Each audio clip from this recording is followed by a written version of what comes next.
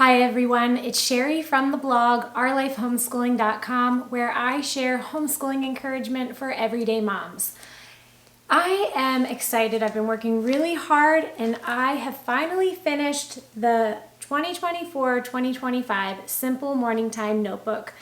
Many of you, this was really popular last year, and I just finished the one I'm going to be using with my kids for this upcoming school year. It is on the blog and I can't wait to share it with you.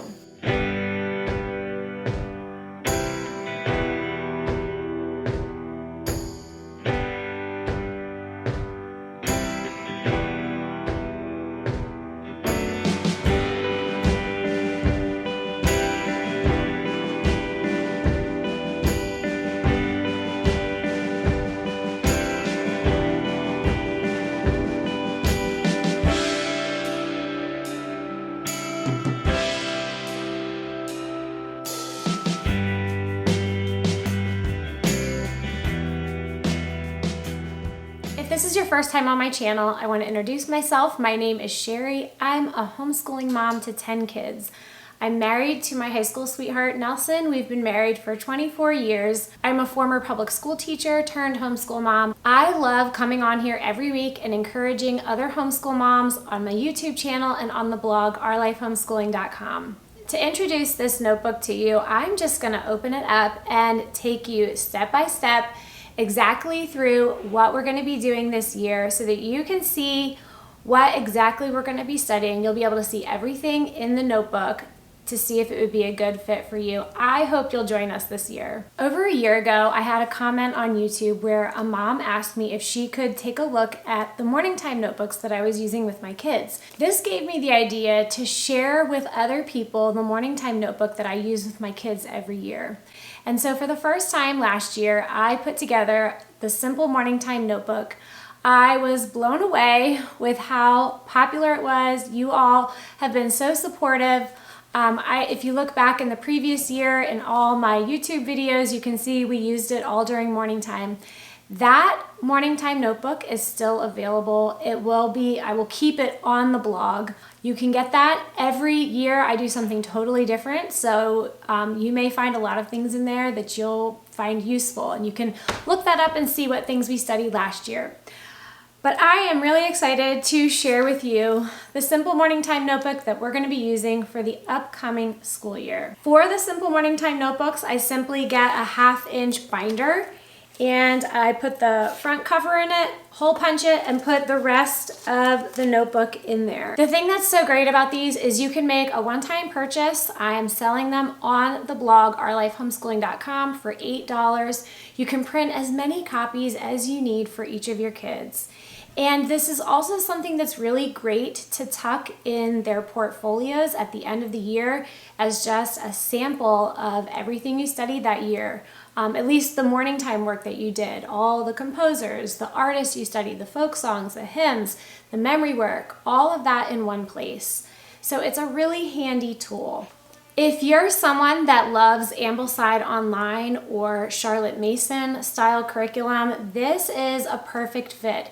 And it's also a perfect fit if you have a large family. And I'm going to get into that a little bit more farther on. This is how we make Ambleside Online work for our large family. If you're new to morning time, I'm just going to go over with you what morning time is. Morning time is the time of day that we gather together to study all the subjects that are best learned in a group. My kids do independent work, math, geography, different reading assignments. They have individual work, but morning time is when we gather together to study truth, goodness, and beauty. Usually in morning time, we're doing things like memory work, hymn study, composer study, artist study. This year in the notebook, I have map work at the request from some of you. Also some spelling patterns and rules. I've included some extra stuff. This year's notebook is 30 pages long. Last year was 22, but I think you'll still love it because it's a light version. I have more pages in there, but we're still doing something that's not going to feel like too much for you. I have 10 kids. I know what it's like to overdo it, and I found from year to year, if you just keep it simple, The kids learn a lot more, they enjoy it, which makes it a lot more enjoyable for you as the mom. In our family, we do morning time 3 to 4 times a week, give or take, and it lasts anywhere from 15 minutes to 45 minutes, really just depending on my mood, the kids' moods, what we've been doing the night before. I told you I'd tell you a little bit more about Ambleside Online. I did a video a long time ago about how our family makes Ambleside Online work, because we are a large family. We have 10 children, and I started using Ambleside years ago when I first started homeschooling with our oldest son. I fell in love with it. It is a rich and beautiful curriculum. As our family grew, however, it became harder to do it all with more and more children. So I wouldn't say that Ambleside Online is a great curriculum for large families, but we have learned how to make it work for our family. And we do this by doing just an ultra light schedule. Instead of doing 3 artists or composers, for example, a year, I just do 1 or 2. And we put all this in morning time. So if you are someone that loves Ambleside Online, or if you just love a Charlotte Mason style or a classical style of curriculum, this notebook would be a really good fit for you. I've intentionally kept a lot of the specific choices blank in an effort to respect Ambleside's privacy policy. They want to offer their curriculum to people for free at no cost. So I've left them blank. This is not specific to Ambleside, but it is something that is a handy tool to use if you like a Charlotte Mason style curriculum. I also have some memory work that fits really nicely with a classical style curriculum. When it comes to picking specific composers, artists, their pieces, specific folk songs, hymns, I have found it more helpful to write the hymn or the piece after we've studied it or as we're studying it, because it's less intimidating to see the things that you want to accomplish, and then if you don't get to some of them, rather than if you can just write it down as you're doing it. I find that more motivating, and that's another reason why I've kept specific pieces blank for you to use the ones that you want to use this year. We break our morning time up into 2 categories: daily subjects and subjects that we do on a loop. So there's a couple things we do every day, and that would be Bible reading. I read from a Bible story 3 days a week. On the last day, I substitute it with a Christian biography that we go throughout the year.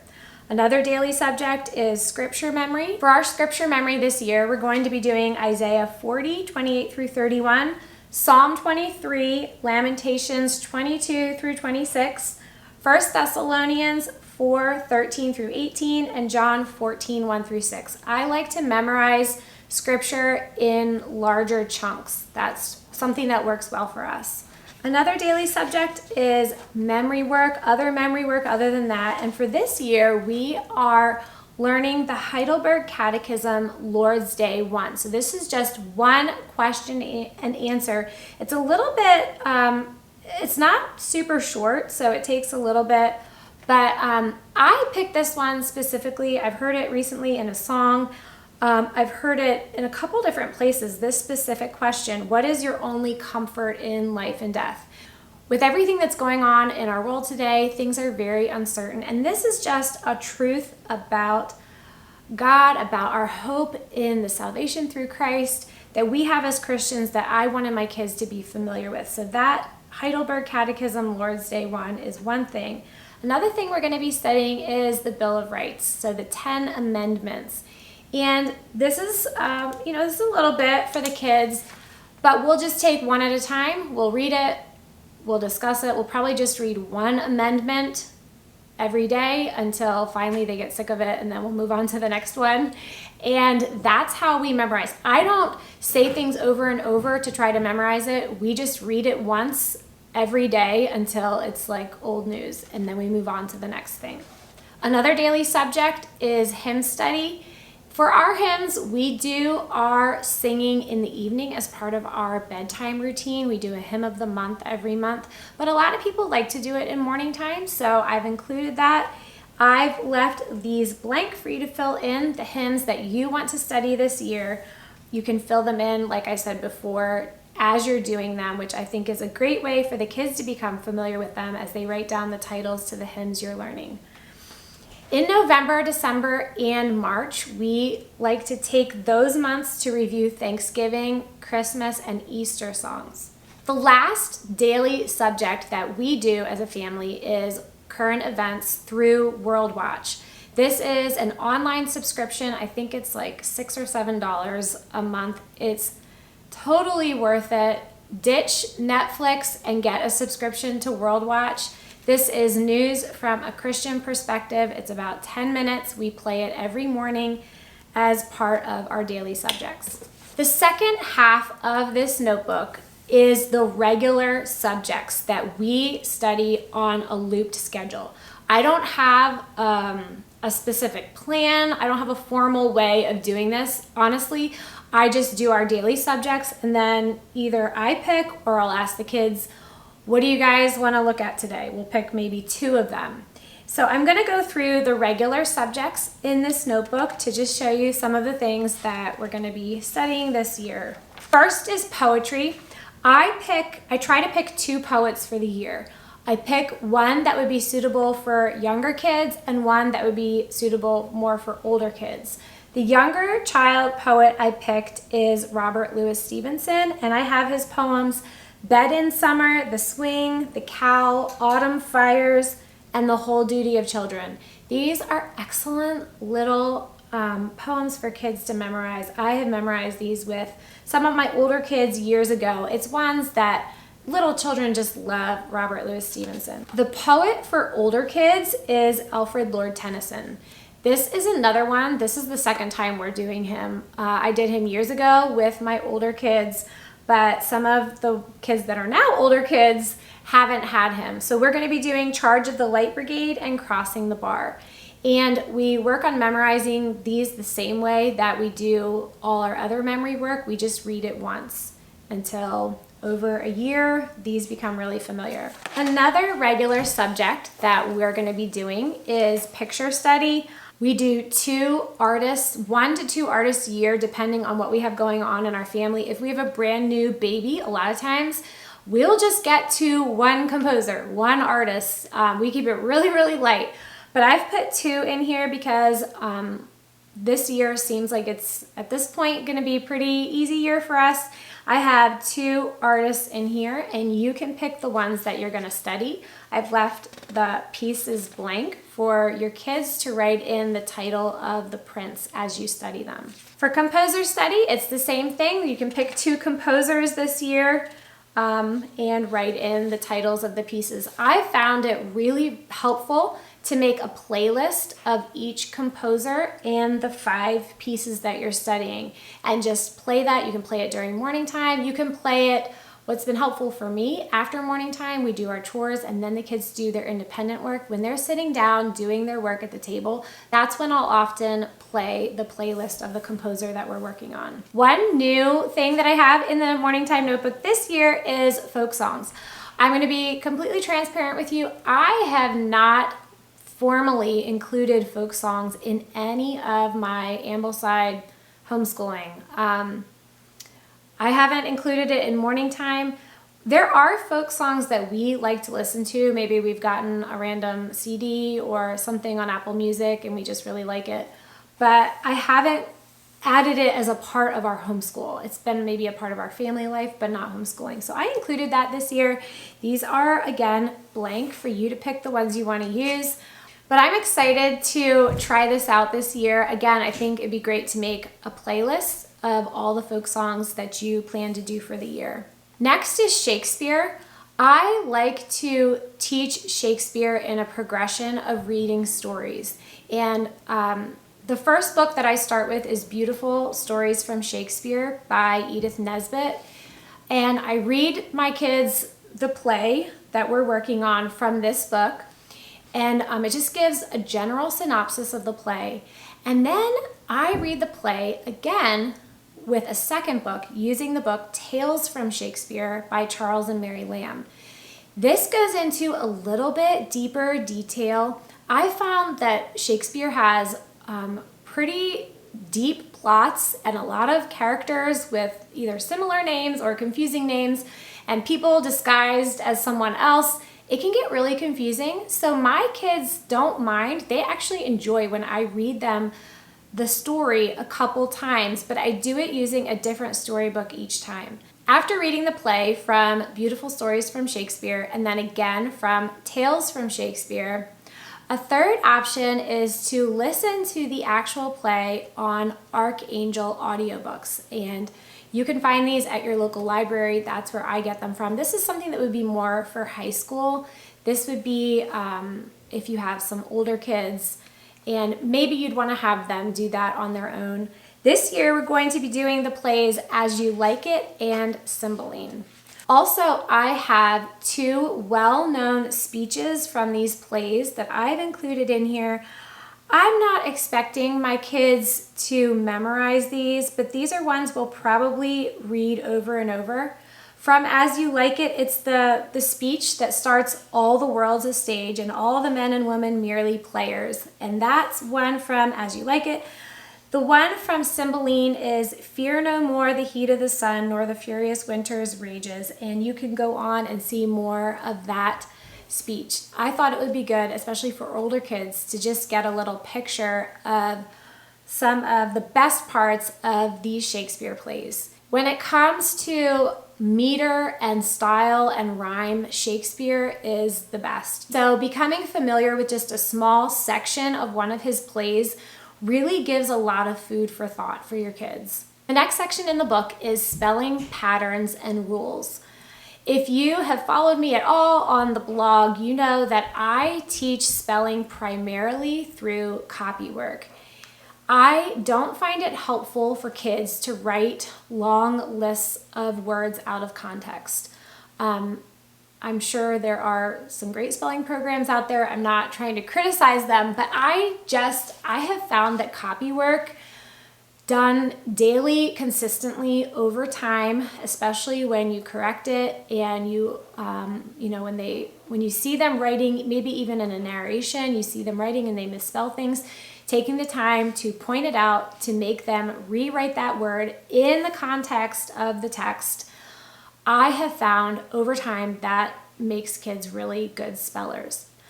An additional thing that I do to copywork that I think really helps is to just show them different patterns and rules in spelling so that they can see them and it helps them understand how words, why they are spelled the way they are. For example, C, when it's followed by A, O, and U, says the sound K.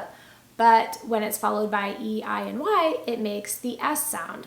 Little things like that that just help kids see patterns and help them understand. So I have 12 spelling rules and patterns for your kids to learn. And we're not going to memorize these. We're just going to read them. And I'm going to give them some examples and then ask them to find some of their own examples and probably write them on a whiteboard. The next section that I have been so excited to include in this book is a proverb a day. When you read through the Proverbs, I feel like when you read even just one chapter, there is so much in it. You feel overwhelmed to be able to apply any of it because it's just full of treasures. So for a long time, I've wanted to be able to sort out the Proverbs by categories, topics like anger and self-control, diligence, courage, words, fear of the Lord. These are the topics I picked for this year, and I have several different proverbs that fit under each category. So we are probably going to end up doing maybe 1 a week, 2 a week. I think I have enough in here for you to do maybe 1 a week for the whole year. We're just going to read it. This is a 5-minute activity where I read the proverb. For example, whoever is slow to anger has great understanding, but he who has a hasty temper exalts folly. I'll read it and then we'll just talk about what it means and how we can apply it in our lives. The next section is grammar. Grammar, diagramming sentences, knowing the parts of speech. I feel like this has kind of fallen out of style. There's some debate about it. I still think it's helpful for kids to be able to pick apart a sentence and know what each word's function is. So in this section, I have just some charts, the 8 parts of speech. I have a chart of helping verbs, be verbs, pronouns. I have the list of prepositions that can help your kids find prepositional phrases. I have questions to ask to help you find an adjective, questions to ask to help you find an adverb, conjunctions. There's, I think, 6 conjunctions that I have here. So for this section, I will be using one of our favorite current read alouds that we're doing. I'll probably just pick one sentence out of it, write it on the whiteboard, and using these charts, we will try to identify each word in that sentence and label its part of speech. This should be a probably 5 to 10 minute activity, something that I do, again, as a regular subject, not a daily thing, just from time to time. At your request, I've included some map work in this year's Morning Time notebook. This year we're studying North America. And I have a couple maps in here. The first one, you're labeling the countries of North America. And I've listed also some prominent physical features for you to draw in there. I think using a colored pencil would really be fun for this. I also have a map of the United States for them to label all 50 states. And then I'm going to be having my kids in the next section, there's some blank lines for them to write the states, dash, and then the capital right beside it. And even just doing this once a day or just whenever you do your map work, having them decide alphabetically which comes first, what would come next. You could go through this together, just doing maybe 3 states a day or something like that. So I think the kids are going to really enjoy doing this. The last section is nature study, and I have kept this blank. I've done a nature study video where I explain to you how I teach nature study. I actually don't normally do it in morning time, but I've put it in here because this is a great time for your kids. My kids do a ton of drawing in morning time, to just bring their favorite specimens to the table and draw them while you're doing morning time. If you want to take a look at how we do nature study, how to put together a simple nature study notebook, I'll leave that link for you so you can take a look at that. But these nature study pages are included as well. I am really excited to get started on this. My kids, I haven't even shown them this notebook yet. I'm showing you the video before I've shown them the notebook. But last year, when I showed my oldest daughter our simple morning time notebook from last year, she immediately said, I am really excited to get started on school again. So I hope you feel the same way when you take a look at this. You can find all the information about this year's Simple Morning Time Notebook on the blog, ourlifehomeschooling.com. I'm selling them for $8. I think it's an excellent price considering that you can print multiple copies and use them for all your kids for the whole year. Thanks for following along. I do 1 video a week on homeschooling encouragement for everyday moms. Have a great week.